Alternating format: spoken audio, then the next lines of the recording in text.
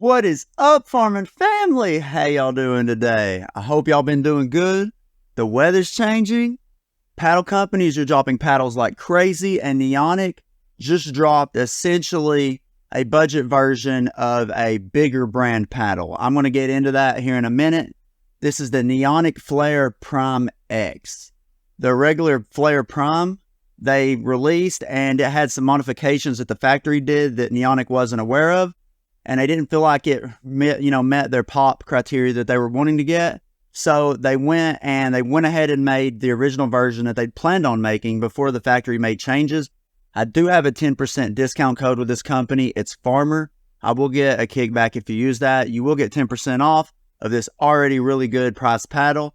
But yeah, let's get into this review. I hope y'all been doing good.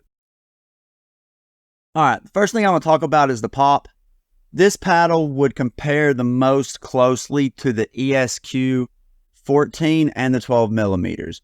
Now, if I were to compare the pop, to the ESQs, I would say this paddle is in between the 14 and the 12.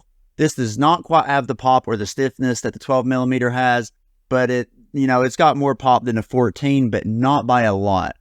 So pop-wise, I put it right in between the ESQs. This is a great paddle if you're not wanting the Gen 3 pop, but you're wanting a decent amount of pop, more than what the Gen 2 paddles, generally offer. This one would be a good one to go to.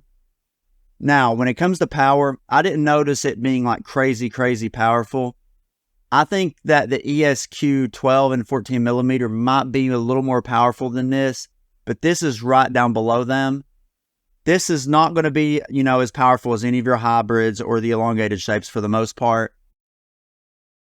Now, in terms of control, this is definitely going to be one of the harder wide bodies to control, but I feel that once I learn to control it, that this is one of the best paddles on the market. It's not as hard to control as the 12 millimeters from, Paddletek, the ESQ.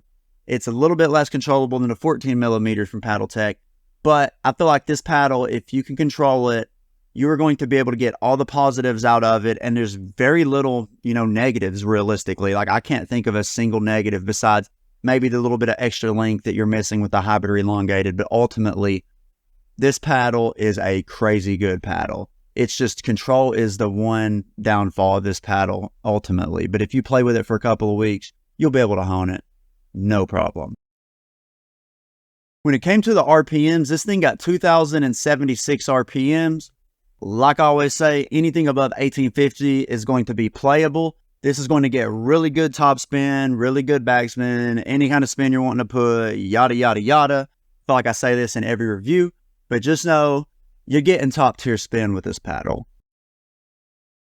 When it came to the swing weight of this paddle, it is literally in line with every other standard, every other wide body on the market. It is 107. Super lightweight. You're going to be able to win hand battles. You're not going to be surprised by counters. You're going to be able to get the paddle where the ball's going to be. No problem at all. Versus, your hybrids and elongated, your hands are going to be a little bit slower. That is why I love wide bodies, the hand speed for the hand battles. That's where it's at. And when it comes to the overall weight of this paddle, it was right at 7.8 ounces. Now, when it came to the twist weight of mine came out at 6.78. Which is a really good twist weight. Some of these other paddles have, that are standard or wide body have above 7, but I realistically believe anything above the 6.7, 6.8 for wide bodies is going to be good. Like, you're not going to have any problems at all in terms of it twisting in your hand. Like, in terms of wide bodies, that's just like the last thing you're more than likely going to worry about. And in terms of the sweet spot, this definitely had a bigger sweet spot than both of the ESQs from the Paddleteks. I like the sweet spot on the ESQs. I didn't have a problem with them, but this is definitely an upgrade in terms of the sweet spot from those Paddletek paddles. So when it comes to the value of this paddle, it is $140. Yeah, straight up. This is a Paddletek ESQ competitor, and if you put them side by side about how they play and the overall value, the one thing that's going to change, or the one thing is going to basically waver someone to one over the other, is the price tag.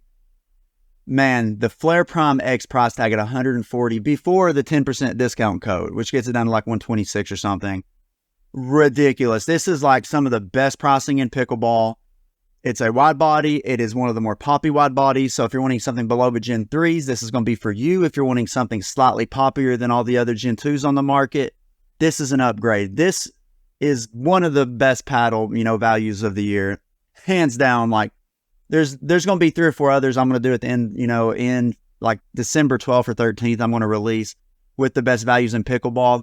But for what you're getting pop-wise, this is definitely going to be one of them. But yeah, if you've played with this, slap that comment down below. I'm always wanting y'all's opinion when it comes to these paddles. It helps other people, sort of shape how the paddle's going to play before they make the purchase. And it might keep them from wasting money. Although it's a lot more, a lot less money than what you would waste on an ESQ. But yeah, slap your comments. Let other people know what you think about it. Tell me I'm stupid if you think I'm dumb. But the next time, stay safe. Have a good day. Drink plenty of water. Peace, y'all.